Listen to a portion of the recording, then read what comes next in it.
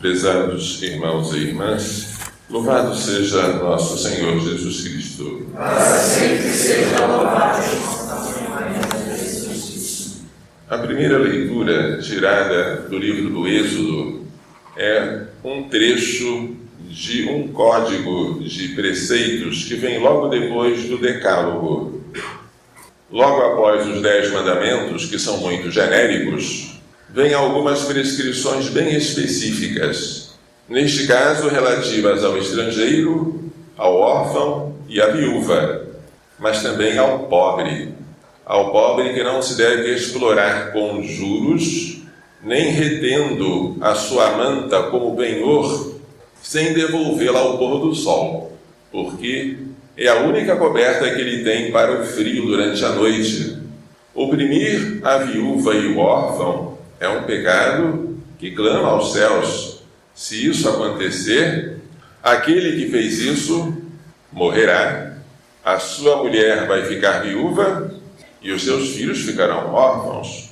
O Senhor dá um valor muito grande à obra de misericórdia para com o próximo, sobretudo para com os mais fracos. Os estrangeiros estão entre eles, porque não estão na terra própria. E os israelitas têm que se lembrar que eles já foram estrangeiros no Egito. Devem, portanto, respeitar e não oprimir os estrangeiros. É uma amostra de como se manifesta o amor ao próximo, já no Antigo Testamento. A segunda leitura é tirada da primeira carta de São Paulo aos cristãos de Tessalônica. São Paulo está muito contente, porque ele soube boas notícias daquela comunidade, que se tornou modelo para os fiéis da Macedônia, cuja capital é Filipos, e da Acaia, cuja capital é Corinto. Nem precisamos falar, pois as pessoas mesmas contam como vós nos acolhestes e como vos convertestes, abandonando os ídolos, os falsos deuses, para servir ao Deus vivo e verdadeiro. Os tessalonicenses eram de origem pagã, e eles deixaram a idolatria para servir ao Deus verdadeiro, esperando dos céus o seu Filho que virá para julgar os vivos e os mortos. O seu Filho a quem ele ressuscitou dos mortos. Este Filho é Jesus, que nos livra da ira que está por vir. Ira aqui significa castigo, porque é próprio do irado castigar. Jesus Cristo é o nosso Salvador, que pelo seu sangue, pelo seu sacrifício redentor, nos livra do castigo por nós merecido. O Evangelho apresenta hoje uma das provocações dos chefes contra Jesus.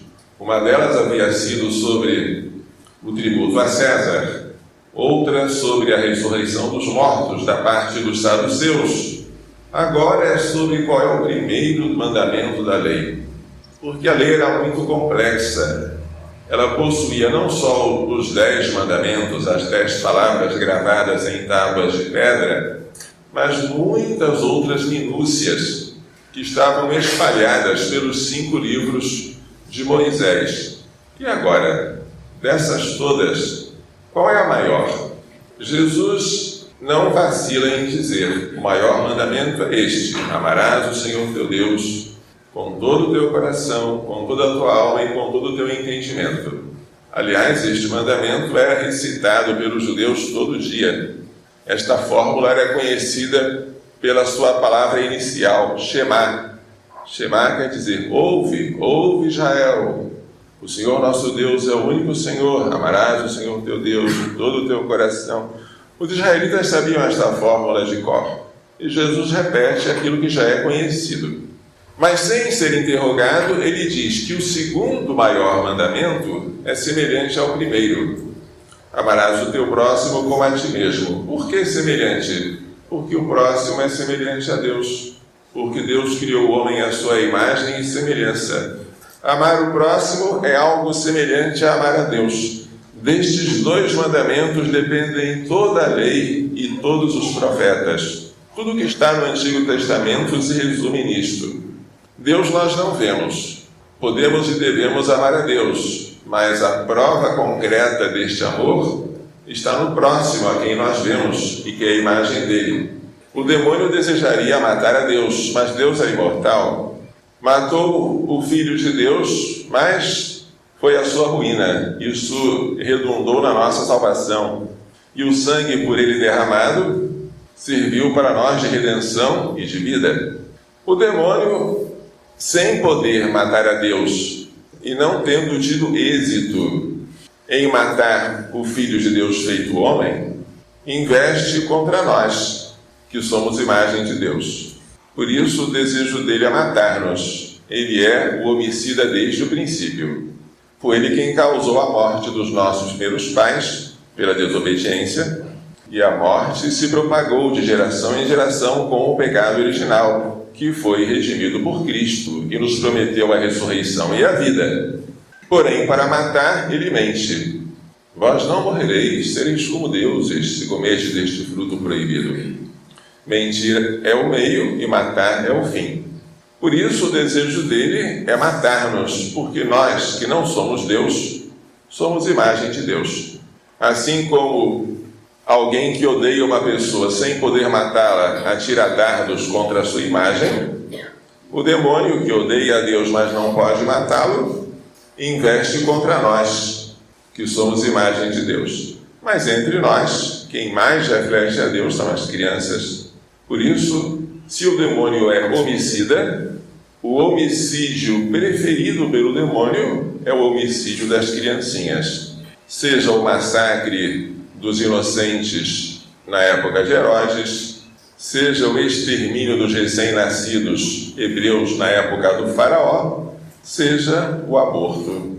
O sangue dos inocentes, dizia Dom Manuel Pestana Filho, não é um sangue de redenção e de vida como o de Cristo.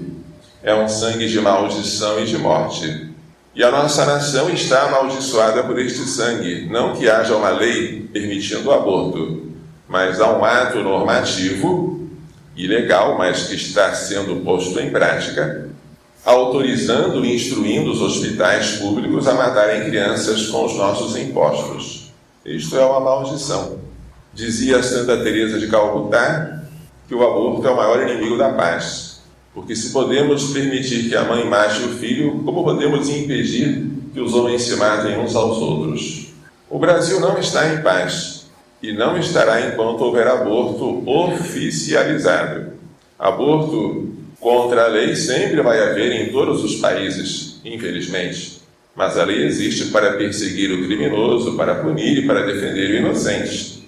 Quando a lei agora autoriza a morte do inocente, ou quando não é uma lei, mas um ato administrativo fazendo isso, nós estamos sob a maldição. Por isso, Dom Manuel Pestana mesmo dizia, aquela jaculatória que nós sempre repetimos: coração imaculado de Maria, livrai-nos da maldição do aborto. Estamos falando aqui sobre os dois principais mandamentos da lei: amar a Deus sobre todas as coisas e amar o próximo como a si mesmo. O amor a Deus sobre todas as coisas se manifesta quando nós deixamos todas as coisas para amar a Deus. Deixamos a visita, deixamos as diversões, deixamos os passeios e as excursões para nos dedicarmos ao culto divino. O principal deles é a Santa Missa, que é o centro, o eixo e o cume de toda a vida cristã. O amor a Deus sobre todas as coisas nos obriga também a evitar todo tipo de idolatria. Entre eles está a avareza.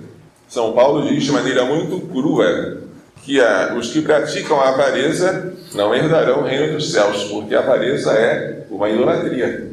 Deixar o ídolo do dinheiro, renunciar ao comodismo, ter coragem de dizer à visita que chegou na hora da missa: você é importante para mim, mas o meu Deus é mais importante ainda. Quer ir comigo? Se não quiser, espere, mas eu vou sozinho. É uma coragem que todos nós devemos ter. E esta falta de coragem significa falta de amor a Deus sobre todas as coisas. O amor a Deus sobre todas as coisas faz com que nós não só não nos envergonhemos, mas nos gloriemos de fazer o sinal da cruz antes das refeições em público. Que nós tenhamos atos também externos de respeito, de reverência a Deus, porque é inadmissível que as pessoas do mundo não se envergonhem de fazer as coisas mais vergonhosas e nós nos envergonhamos das coisas santas por causa deles. Amar a Deus sobre todas as coisas indica que nós temos que colocar Deus e aquilo que é sagrado acima de tudo. Lembremos que Jesus elogiou aquela mulher que jogou um perfume de nardo puro caríssimo nos seus pés, enquanto Judas deplorou aquele desperdício. Por que não se vendeu isso para distribuir o dinheiro aos pobres? Deixai-a. Ela fez isso em vista da minha sepultura. Os pobres sempre tereis entre vós, a mim, porém, nem sempre o tendes. Então, é verdade que temos que cuidar dos pobres, mas o amor a Deus, este amor vertical, ele ocupa a primazia. Jesus aprovou o desperdício daquele perfume. Ornamentar o altar, comprar velas, fazer paramentos bonitos, cuidar da igreja. Tudo isso glorifica a Deus. São gestos externos que manifestam o nosso amor interior por Ele. Tudo isso é ótimo. Mas o segundo mandamento é semelhante ao primeiro, porque nós só vamos provar que o primeiro é autêntico quando praticamos o segundo. Aquele que diz que ama a Deus, a quem não vê, e não ama ao próximo, a quem vê, é um mentiroso, e a verdade não está nele. Assim diz São João na sua primeira carta. Porque como é que eu vou servir a Deus que não precisa do meu serviço? Ele se basta a si mesmo. Amar é servir, mas Deus não precisa ser servido. Se Ele quer ser servido, é para o nosso benefício, não para o dele. Nós provamos que amamos a Deus servindo quem precisa ser servido, que é o próximo, suportando com paciência as fraquezas do próximo, perdoando as injúrias, dando bom conselho, consolando os aflitos, visitando os doentes e os encarcerados, dando de comer e de beber a quem tem fome e a quem tem sede. Este amor ao próximo é tão importante que Jesus resume nestas obras de misericórdia o motivo que vai definir se ficaremos à sua direita ou à sua esquerda no dia do juízo. Afastai-vos de mim, malditos, para o fogo eterno. Por quê? Será que são assassinos? Será que são ladrões? Será que são adúlteros? Também, mas não precisa ser isso. Basta, tive fome e não me deste de comer. Tive sede e não me deste de beber. Estava nu e não me vestiste. Doente e não me visitaste. Estive na prisão e não me foste ver. Basta a omissão nas obras de misericórdia para o próximo, a fim de sermos colocados à esquerda. Mas, Senhor, quando é que te vimos com fome, com sede, nu, enfermo na prisão e não te prestamos assistência? Todas as vezes que não o fizestes ao menor dos meus irmãos, foi a mim que não os fizestes. E estes irão para o fogo eterno, e os justos para a vida eterna. Não fazer o bem ao próximo, que precisa do nosso bem, já é suficiente para a condenação eterna. Imagine se, além de não fazer o bem, de fazer o pecado mais comum de todos e mais difícil de ser reconhecido, que é o de cruzar os braços, o pecado da omissão, o pecado que se faz não fazendo. Imagine que, se além disso, você se dedica a fazer o mal ao próximo. Que coisa mais louca, não é? O demônio é muito sutil na maneira de nos tentar a pecar contra o amor ao próximo. Em vez de nos convidar imediatamente a pegar uma arma e matar o semelhante, o que seria muito grosseiro e nós rejeitaríamos imediatamente, ele convida a fazer algumas outras coisas agressivas, violentas, mas sutis. Vamos ferir o próximo com a língua. Mas como a gente fere com a língua? A gente fere com a língua porque primeiro o feriu no coração. Porque a boca fala aquilo de que o coração está cheio. Então, os pecados contra o próximo começam com um mau pensamento que você não rejeitou. Começou com um pensamento de algum defeito alheio. E com aquele defeito veio uma raiva. E com a raiva um desejo de vingança. E aquele pensamento que antes era pequenininho, como uma semente de baobá do Pequeno Príncipe, Você não arrancou e deixou que ele crescesse. E crescendo ele dominou o seu coração. Depois de dominar, ele saiu pela boca. Saindo pela boca, ele se tornou murmuração. E a murmuração virou um fermento que vai corrompendo toda a comunidade. E a comunidade que era una, ei-la dividida. Eu falando mal dos outros. Isso estimula os outros a falarem mal dos outros também. E também a falarem mal de mim. E a unidade desejada por Jesus, porque ele morreu para isso, para reunir os filhos de Deus dispersos, ele pediu tanto que todos sejam um, esta unidade é quebrada. E com esta unidade quebrada, o mundo não crê. Que todos sejam um, para que o mundo creia que tu me enviaste. Quem vai crer na igreja se vir que na igreja há divisões? Aquilo que deveria ser o mandamento pelo qual nós seríamos conhecidos como cristãos é o amor fraterno. Nisto todos saberão que vós sois meus discípulos, se vos amardes uns aos outros. E quando esse amor falta, em vez de os pagãos olharem para nós e dizerem, veja como eles se amam, porque assim diziam os pagãos da antiguidade, vendo os cristãos, eles olharão para nós e dirão, eles são como os outros. Eles estão na igreja, mas são hipócritas, porque eles saem de lá falando mal uns dos outros. Eles são como nós que somos de fora. E dirão ainda, quem sabe são piores que nós. Para que eu vou entrar lá? O amor ao próximo é tão importante que não há santo que tenha se santificado sem dedicar a este amor. A todos nós é dada a ocasião de exercitar esse amor. De mil maneiras. A convivência exige esse amor, porque o próximo tem defeitos. E suportar os defeitos dele com paciência é uma obra que todos nós podemos e devemos exercitar. O próximo nos injuria, nos ofende. Perdoar as injúrias é outra obra de misericórdia que está ao nosso alcance fazer. Uma vez, Madre Teresa de Calcutá tinha feito uma viagem até os países comunistas e quando voltou, as pessoas queriam que ela contasse histórias da viagem, peripécias, o que aconteceu. E curiosamente ela era silenciosa, ela contava só coisas boas. Mas como é que pode ter coisas boas nos países comunistas? Como é que aqueles que receberam a Madre puderam tratá-la amavelmente? Os comunistas, ateus, perseguidores do cristianismo, como pode? Ela só contava coisas boas. E ela dizia, se nós condenamos as pessoas, ficamos sem tempo de amá-las. E dizia ela também, um pecado que eu nunca terei que me confessar é o de ter condenado alguém. Essa mulher é santa. E é mesmo. Não é à toa que ela foi canonizada. Nunca condenar alguém. Que coisa linda, hein?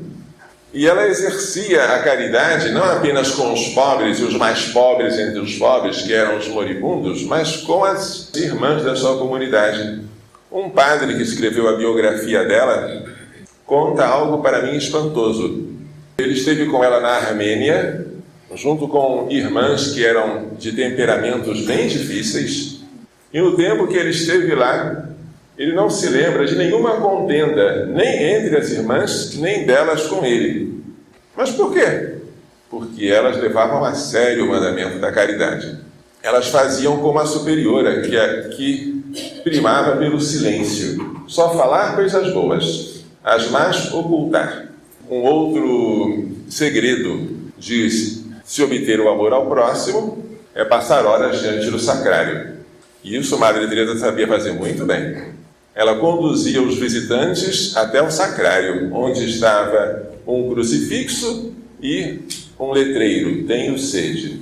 Certa vez, por causa do excesso de trabalho na Índia, propuseram à Madre que as irmãs deixassem de interromper o trabalho para rezar, excepcionalmente.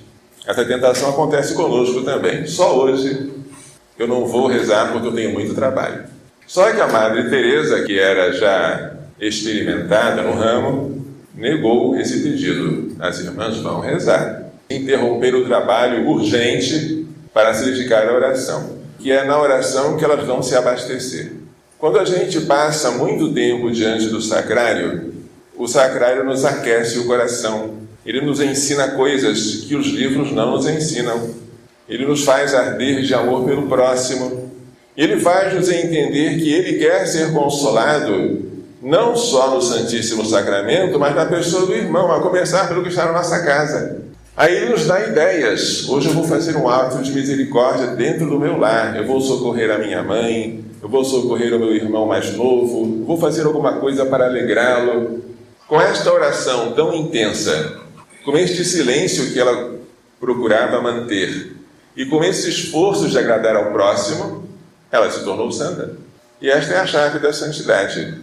Se você ama a Deus sobre todas as coisas e demonstra esse amor no próximo, a quem você ama como a si mesmo, você já fez tudo aquilo que mandou a lei e os profetas.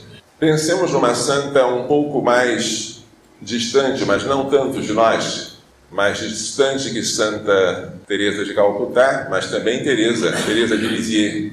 Ela também se santificou pelo amor ao próximo. Quem já leu a autobiografia dela, A História de uma Alma, deve conhecer algumas coisas que a levaram à santidade. Uma delas era uma irmã que fazia um barulho na capela. Lendo, eu não sei se o barulho era com as duas pontas do terço trincadas ou se era com os dentes rangendo, mas era um barulho extremamente irritante para ela.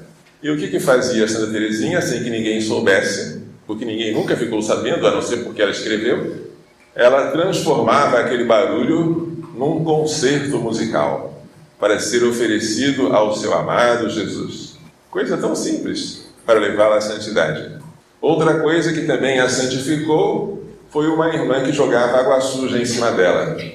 Enquanto ela estava lavando roupa, a companheira que lavava ao lado, sem querer e sem saber, jogava algumas gotas de água suja, o que a deixava muito irritada. Ela tinha um temperamento terrível, mas ela não perdia ocasião para oferecer isso ao seu amado Jesus. E depois, de propósito, ela ia lavar a roupa do lado dela, só para receber um pouquinho de água suja. E ter algo para oferecer a Deus.